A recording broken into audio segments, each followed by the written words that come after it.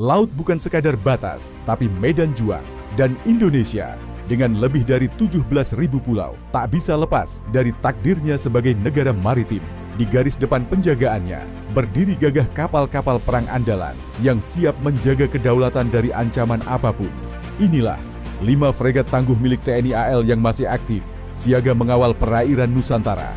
Dinamai dari pahlawan besar Surabaya, KRI Bung Tomo adalah fregat kelas Bung Tomo yang dibeli dari Inggris pada 2014.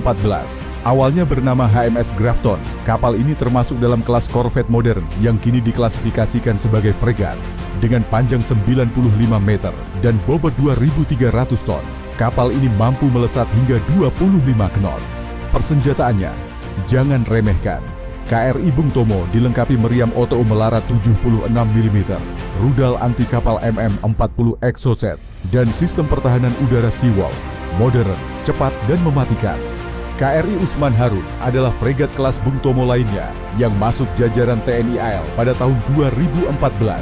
Kapal ini sempat menjadi sorotan internasional karena namanya mengacu pada 2 marinir Indonesia yang dihukum mati di Singapura. Namun secara teknis, kapal ini adalah aset strategis, persenjataan lengkap, radar mutakhir, dan sistem peperangan elektronik yang modern membuat kapal ini mampu melakukan operasi laut dengan presisi tinggi.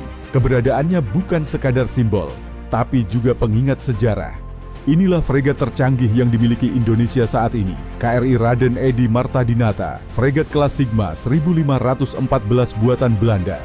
Kapal ini memiliki desain stealth, sulit dideteksi radar, panjang 105 meter, bobot sekitar 2.365 ton, dan diawaki sekitar 120 personel. Martadinata dilengkapi dengan sistem rudal VL Mika, Exocet MM40 Blok 3, torpedo anti kapal selam, dan CUS. Tak hanya itu, kemampuan peperangan 3 dimensi, anti udara, anti permukaan, dan anti kapal selam menjadikannya tulang punggung armada masa depan.